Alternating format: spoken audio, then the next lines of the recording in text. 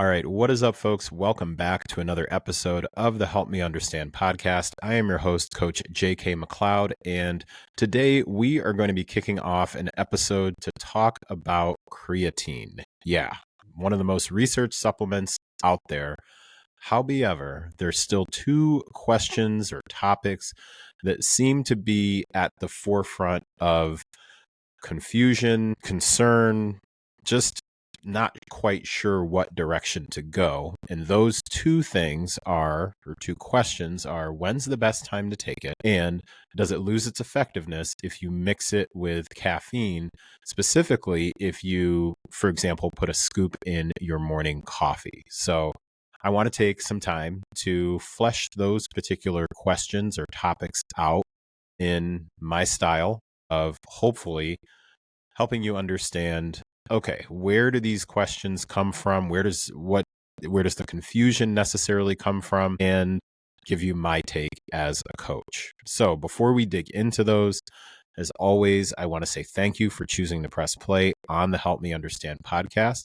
I know that you have a million different ways that you could be spending your time right now. So I don't take it lightly that you pressed play on Help Me Understand to include this in whatever else you may be happening to do right now. So grateful to have you here. So thank you. I appreciate it. All right, let's get into it. Today, let's talk about creatine, specifically timing and caffeine. And to lay the foundation here, for those of you who may not be familiar with me and or what I do, my name, like I said, Coach JK is what I go by, Coach JK McLeod, or just Hey Yo. That works for me most of the time. Also, I am a personal trainer and fitness advisor. And you may be thinking to yourself, fitness advisor, what does that mean? Put very simply, I work with people to help them along their fitness journey, and that can be in a multitude of different ways. And my primary lane with that is training. So I write individual training programs and I also coach individuals.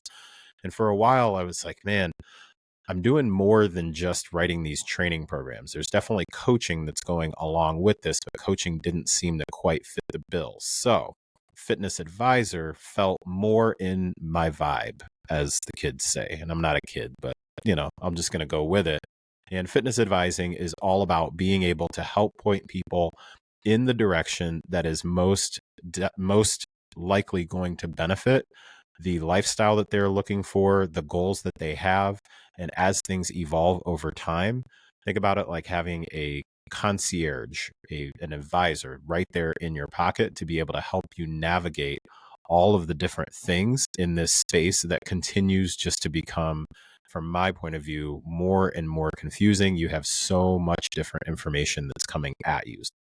My role as a fitness advisor is to try and help simplify and figure out, okay, based on you and what your goals are, and then based on what science tells us, how do we find the best path forward? So that's what I do. All right, so let's talk about creatine. And again, specifically, we're going to address a couple of things that come up with. First, when is the best time to take creatine? So for the realm of folks that I primarily work with or exclusively work with, I would say at this point, I work with what we call, and there's different terms, everyday general population lifestyle folks. I even describe myself as a lifestyle centric fitness advisor. That means that I put your lifestyle at the core, at the forefront, in the middle of absolutely every decision that is made, absolutely every program that is made, every conversation that we have, every message. If we're trying to work our way through a particular scenario, your lifestyle is the guiding light. It's the North Star. It's the compass when it comes to figuring out the next step to take. As opposed to if you are someone who is a competitive athlete, and especially if you are compensated for your performance, then likely that is likely going to be at the forefront of the decisions that you make. I work a bit differently than that. So I bring this up just to say that you will likely easily be able to type in on Spotify or Apple Podcasts looking for some sort of podcast about creatine, and you will get different points of view. And a big portion of why you're going to get different points of view is because you're listening to coaches, trainers, scientists, doctors, influencers, and everybody else under the sun. You're listening to different people who are coming to you from a different angle. So that doesn't make them any worse. It doesn't make them any better. It doesn't make them exactly the same. I think everybody is a bit different. I think that what helps to really simplify and clear a lot of the noise that's out there is first to get an understanding of who you're listening to. I would say who you're talking to, but you're not necessarily talking to me now. You can always reach out if you'd like to. But that is at the foundation of what I do. Is everything that I do with clients is lifestyle centric. So first, let's talk about creatine timing, like when's the best time to take it. Primarily in my world, when this comes up, folks are asking, should they be taking it like before a workout? Should they be taking it after a workout? Is it okay for me to take it in the morning with my coffee? And we'll get into that. Is it okay for me to, just can I take it before bed? Like, when's the best time to do this particular thing? Everybody, or I shouldn't say everybody, a lot of folks that come into my world are looking to optimize. They're looking for when is the most optimal, like what's the most effective time for me to take creatine. And the wild thing is many times they are allowing that particular question to stop them from even starting to implement that particular supplement in their everyday routine and their habits. So let me bring to your attention, to help with this, provide a little historical context with a 2013 trial that aimed to answer this particular question. So what they did in 2013, this is a trial that was from Antonio and Ciccone. I'm probably pronouncing that wrong. What they did was they simply compared creatine before workouts and after workouts. So this was a several weeks long study, and both of the groups in this particular study, whether they were taking the creatine before or after the workout, both saw improvements in their strength and muscle. And there was no meaningful difference between timing strategies. So while one study does not necessarily make or break an overall opinion here or an overall direction that it should go, and I try and keep things simple, I'll just give you that study as a particular example where they specifically looked at the benefit on strength and muscle. And that, for the folks that I work with, tend to be the things that we're focusing on the most. Then there wasn't really any sort of meaningful difference that was found, whether you were taking it pre-workout or post-workout. So my stance on this as a coach is that timing is not going to matter nearly as much as just the consistency of actually taking the creatine. So if you, the listener, were to come to me, or you were to send me a message and say, hey, when's the best time for me to take this? Then first I would ask you, when are you currently taking it? Like, when do you currently get in that dose of creatine? If you were to tell me, well, I don't take it at all, but I just, I've heard a lot of the positive benefits. I've heard that it's the most studied supplement that's out there, and I know that it's something that's going to be important for me, especially as I am aging and I'm getting a little bit older, and I know that it's important, so I'm ready to put it in. I just don't know where to do it. Then my response would be, let's first figure out, is there any sort of a particular daily habit that you have? For example, when you drink coffee, or when you work out, do you take a pre-workout? When you finish working out, do you drink a protein shake? Let's anchor it to some particular habit that you already have in place. So that would be a very practical strategy that I would have for you. Is first, instead of worrying about when to take it as far as the most quote unquote optimal time, first try and standardize. So there's this phrase, first you need to standardize before you optimize. I'm not the originator of that at all. I think I may have even picked that up from maybe Atomic Habits by James Clear. I can't remember, but that is going to be where I am more likely than not. I was going to say always, let's say 9.894 times out of 10, I'm always going to start with first, take it consistently. So regardless of when you take it, first get into the habit of taking it consistently, especially because just from a scientific standpoint, it is a saturation-based product or a saturation-based supplement, meaning that it doesn't have some sort of immediate acute response. It's something that works through saturation in your body. So you have to continue to take it and take it consistently to, at some point in the future, reap the benefits of it itself. So anchor it to some sort of a reliable daily habit that you're already doing. That would be a tip that I would have for you when it comes to overall timing. So if your workouts tend to be pretty consistent, then post-workout, totally fine. Like, go for it. If not, then just try and pick some sort of a different anchor. It can even be something as straight up as just before you brush your teeth. So just find a way to get it in there consistently. And the main takeaway that I want you to have from just this particular question with when's the best time to take it is the best time to take it is the time that you'll actually remember to take it. So consistency is going to be perfection of optimization every single time.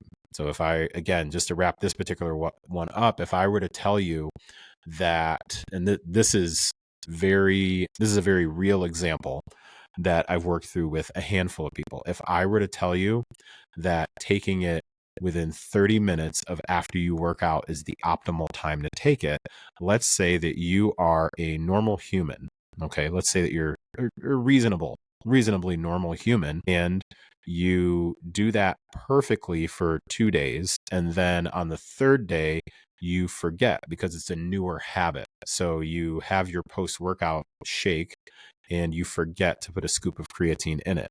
Then all of a sudden you're kind of thinking, well, I missed that window, so maybe I shouldn't take it and I'll just double up tomorrow. Or maybe I just don't, I don't know, like I can take it in the evening, but is that going to mess something up if I take it in the evening instead of taking it post workout? So basically what I'm just saying is work with the consistency versus like, okay, well, I missed my optimal time to take it because I heard that I should only take it at this time. So hopefully that helps clear up some of that. Again, with timing, with creatine, the best time that you can take it is when you will consistently take it over an extended period of time.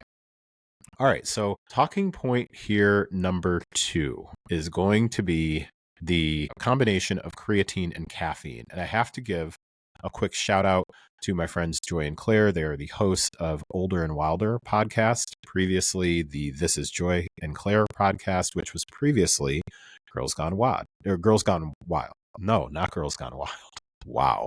It was Girls Gone Wad. Wow. Okay, that was a Freudian slip. Anyways, I would say, what was it? Maybe within the last week or so, they posted a reel talking about creatine and putting a scoop of creatine in your coffee. So that actually sparked the idea for this particular topic. And I actually just sent them a message just to give them a heads up that I was going to cover this on this particular podcast. Because in the reel that was posted, it was recommended that instead of putting that scoop of creatine in your morning coffee, there's a chance that that may lessen the effectiveness of the creatine itself. So potentially find a different time to ingest it. And what I thought was interesting was that in the comments, there were some mixed reviews. And I was like, oh, this is definitely something that I have worked with my clients on. I've heard this has been a thing like in the fitness space for quite a while, as far as like, should you or shouldn't you mix it in your coffee? And spoiler alert, or I pretty much have already mentioned this, my take on this is you take it when you are going to remember to take it. So if you already have a habit of drinking coffee, and it will help you get consistent by putting a scoop of creatine in your coffee, I'm all about it. However, there are claims out there, and what the reel suggested is that potentially doing this could be blunting some of the ergogenic effects, which is going to be the performance effects of creatine itself. So I want to break that down a little bit. So in doing some, doesn't feel right to say research, in doing some Google searching, about being able to reference this particular concern about the interaction or interference effect, I guess I would say, of creatine and caffeine. I found a study from 1996. So this was a Belgian study, 1996, by Vandenberg et al., suggesting that caffeine blunted creatine's benefits during short-term loading. So participants who took both caffeine and creatine didn't see the same strength gains as those who took the creatine alone. So then after that, there's been some additional research, and there's now smaller studies that have been done well past 1996 that have started to show more like mixed reviews. Like some are validating that particular earlier finding that the strength benefits. So the 96 study was really focused specifically on strength. So there have been additional studies that have come out that have supported that theory or that conclusion that caffeine and creatine together was not as effective as if you were to take caffeine by itself.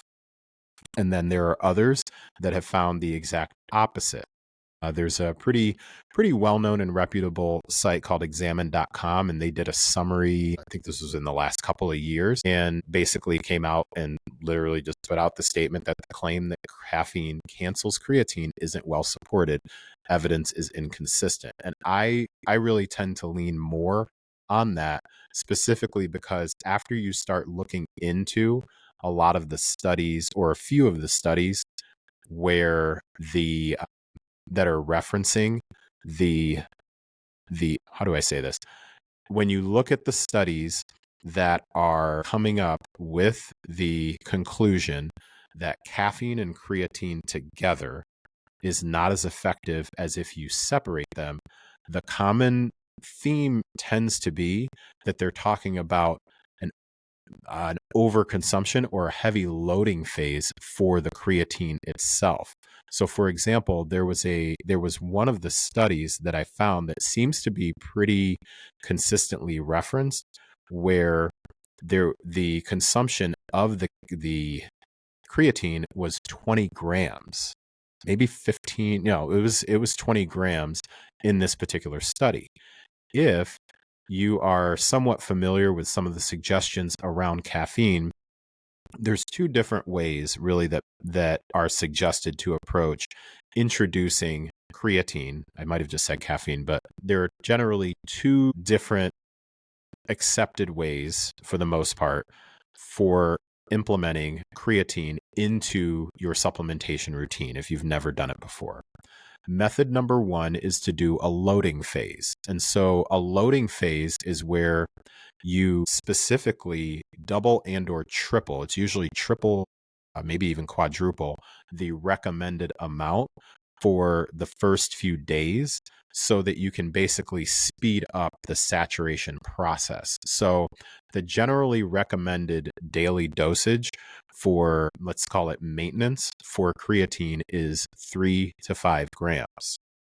Now, during a loading phase, if I were to go with method one, which is the loading, then what I would have you do is for the first few days, I would actually have you take 15 to 20. So we would basically be trying to speed up that particular process. Then after the loading phase itself was over, then you would basically bring your daily dosage down. You would bring that daily dosage down to the maintenance dose of 3 to 5 grams. So that's the way that would work if we were going through method number one. If we were going through method number two, which is the one that I recommend for just about everybody who I've ever worked with, is to go with the 3 to 5 grams and just be consistent with it. Even on the days that you're not training, because that's a question that comes up. Even on the days that you're not training, still take anywhere from about the 3 to 5 grams. And then will eventually, yes, will it take longer for the saturation process? Potentially, yes. And also, when I'm suggesting creatine for someone, it's not because we're looking for an immediate effect. It's something that we're adding, very similar to adding like a multivitamin or adding any other daily, let's call it like a daily long-term thing. We're not looking for an immediate effect.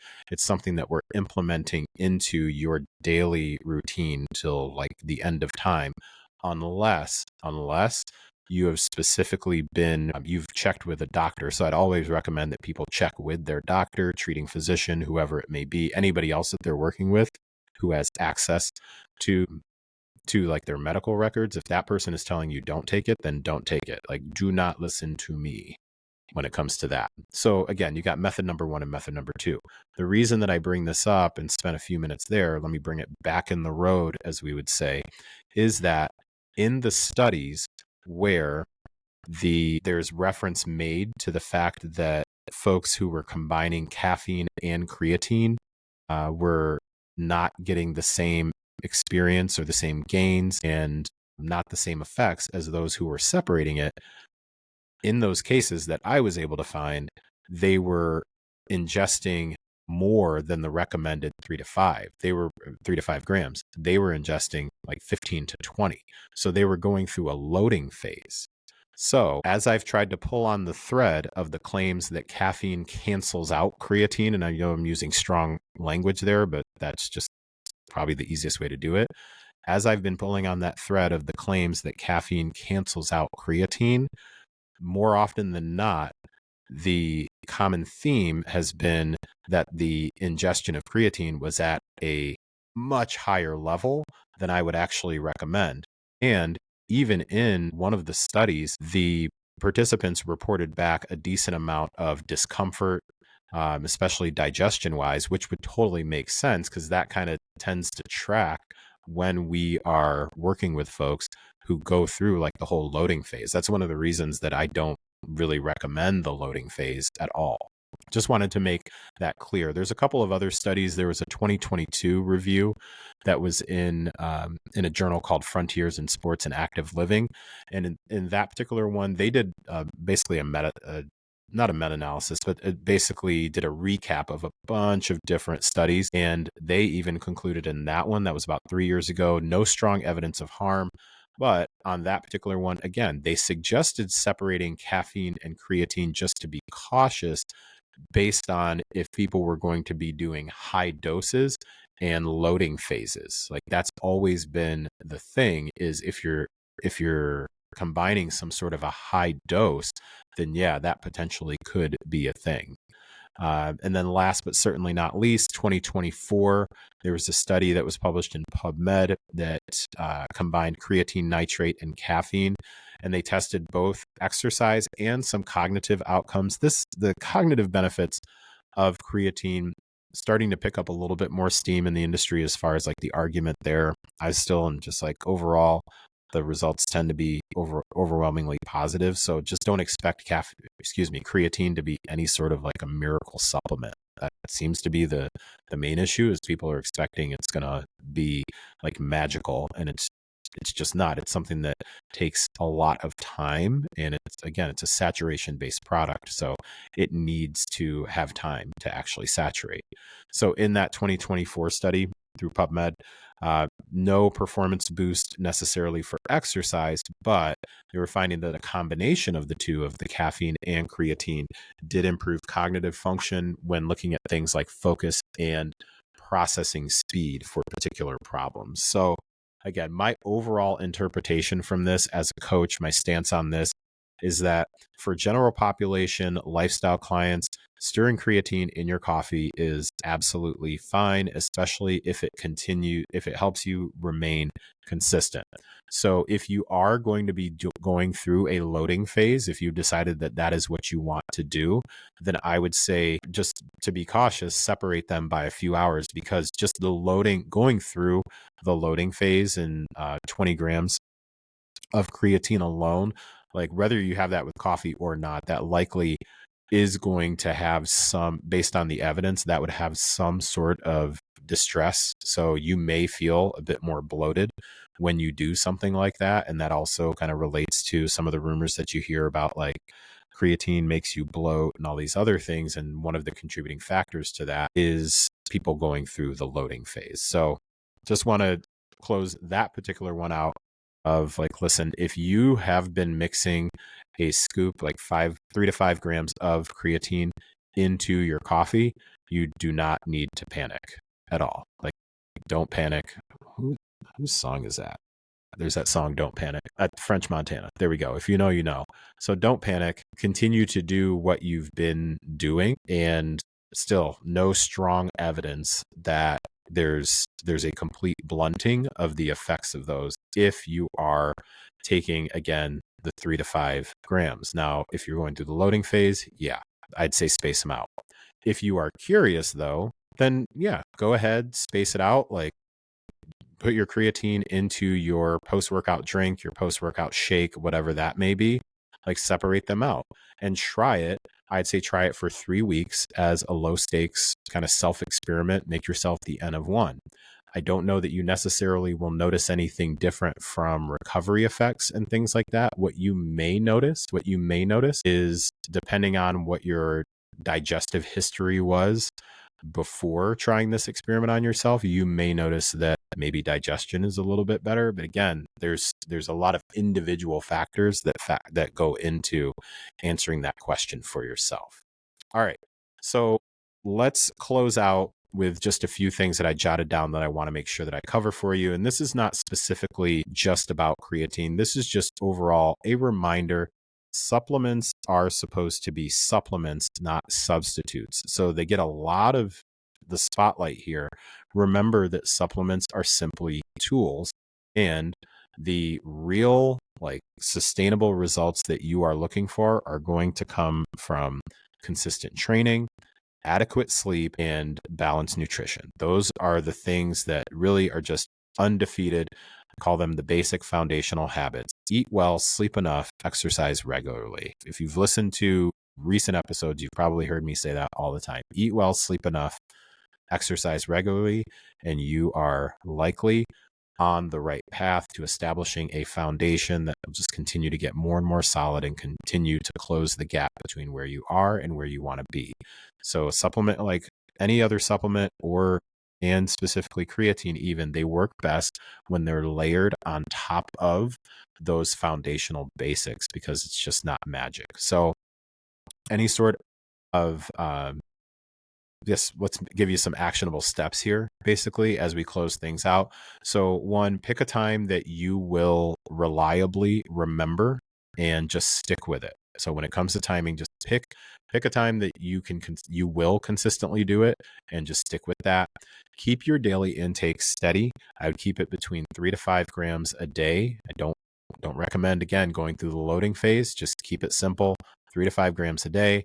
If you are mixing your creatine with coffee, from my point of view, again, you are going to find multiple people out there who will absolutely disagree, and they will likely bring to note some studies and things like that. I totally understand that. And at the end of the day, I'm just not really going to say that they're completely wrong. I am here to help you understand the origin of where that point of view may be coming from. And so for myself, as somebody who works with general population, lifestyle, everyday people, who y'all have enough to focus on in a day, like, you have enough to try to optimize, that whether or not you take your creatine in the morning with your coffee, or whether you take it right after your workout, or whether you take it at 4 o'clock in the afternoon, you don't need to add that to your decision-making process. Just pair it with something that you're already doing and keep it rolling. So those are the takeaways that I've got for you, or the next steps that I've got for you. So in closing, just a reminder, if you enjoy this particular podcast, found this episode helpful, or believe that maybe it would help someone that you know, maybe you like them, maybe you don't, but you think it would help them either way, I would really appreciate if you pass this particular episode on, or if you post it in your stories. You can tag me on Instagram, is where I spend the majority of my social media time. That's going to be at Coach JK McLeod. If you do have particular topics that you are looking for getting an understanding of, where does this thing come from? Not necessarily myth. It's more, okay, where possibly does this point of view come from? One, I would say ask the person who's posting that point of view. And 2, then shoot me a message and I'd be more than happy to consider looking at it as a topic for a Help Me Understand Fitness and Nutrition episode. And that's the last thing I'll say closing out. Typically, these fitness and nutrition related episodes come out on Tuesday. However, this one is coming out on a Thursday just based on needing to shift a lot of different things around in my schedule. So if you are that one listener who was like, man, that really messed up my Tuesday, because I'm always amped to listen on Tuesday, or I always load that Tuesday episode into my queue for Wednesday, I apologize. I am sorry. And I intend to get back to keeping it consistent on Tuesdays starting next week. So with that, thank you so much for listening. I truly, truly appreciate you. Take care, and I'll catch you next time.